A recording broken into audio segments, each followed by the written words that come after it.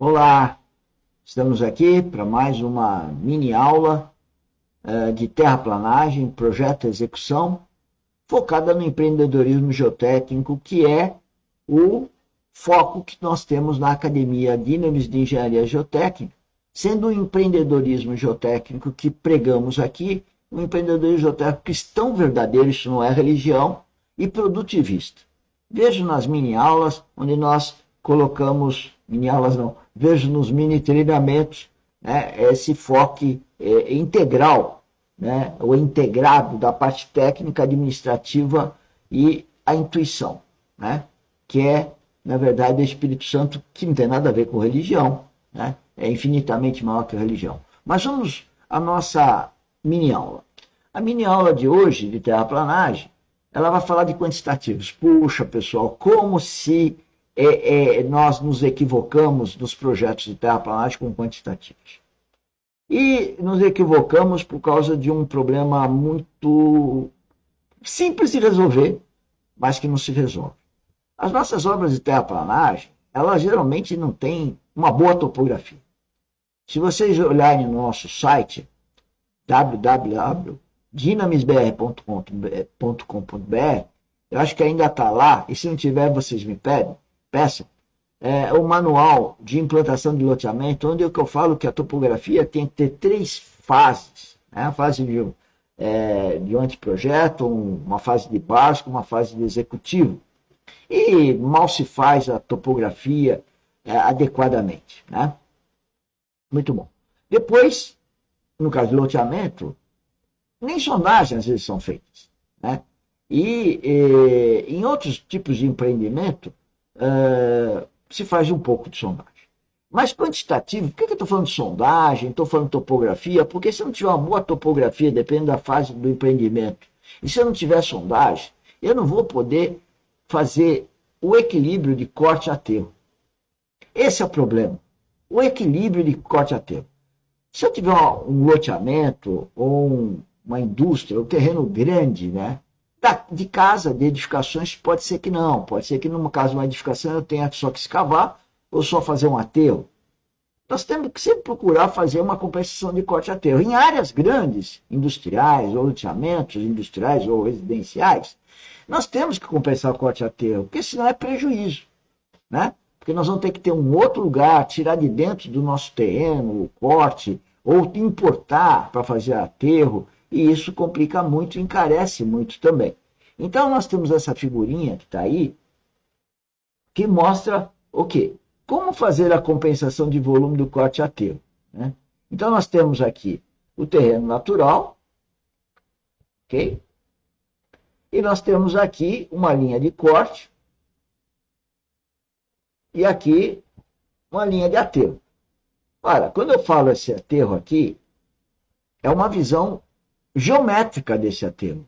Só que vocês podem ver que nessa região aqui, eu não tenho espaço entre o terreno natural e a superfície final do talude para fazer o aterro. Tem um espaço muito pequeno. E quando eu faço um projeto eminentemente geométrico, eu não consigo ter a percepção que não dá para executar assim. Então já começa. Na hora de calcular o volume de corte-aterro, vai calcular que só tem isso de aterro. Mas na verdade eu tenho que escavar primeiro para depois aterrar. Pronto, já deu um problema nos volumes de corte-aterro. Mas ainda existe um outro problema maior. Existe um problema maior que é da sobrelargura, que eu vou falar em outra mini aula. Hoje eu quero falar só que para isso eu tenho que saber o volume de corte e saber o volume de aterro. E vamos supor que agora eu tenho o volume de corte certo, medido no projeto, e o volume de aterro certo. Eu pergunto, 1 metro cúbico no corte é igual a 1 metro cúbico no aterro? A grande maioria das pessoas sabem me dizer que não. 1 metro cúbico no corte não é igual a 1 metro cúbico no aterro. Eu falo, bom, e aí? E aí as pessoas chutam. Senhores, desde o início da minha carreira como estagiário, eu vejo as pessoas chutando. Vamos adotar um fator, ainda falo errado, vamos adotar um fator de empolamento de 1,2, 1,3. Ou seja, o volume o volume do aterro é 1,3 vezes o volume no corte, né? Ou contrário, né? Esses números são números cabalísticos, mas tem um jeito de calcular. Então, primeiro, não é fator de empolamento, né?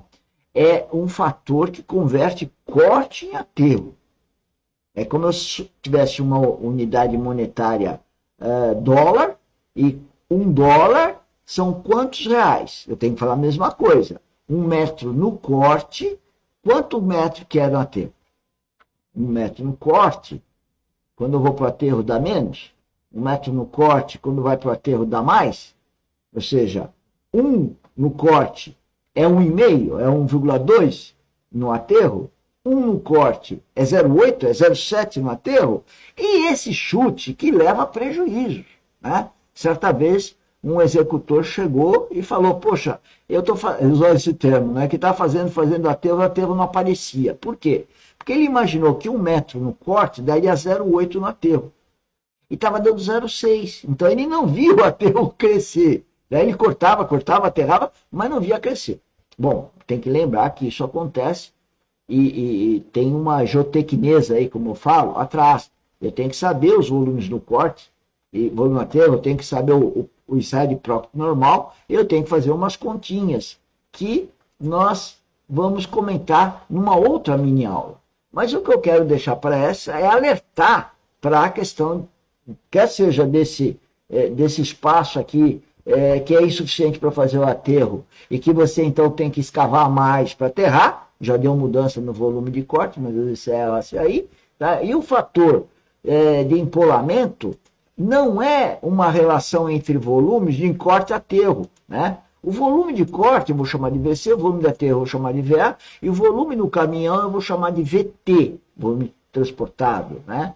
O fator de empolamento, ele converte corte no volume do caminhão. Esse é empolado sempre. Se eu escavo 1 metro, quando eu jogo no caminhão, né, ele vai dar mais que 1 metro.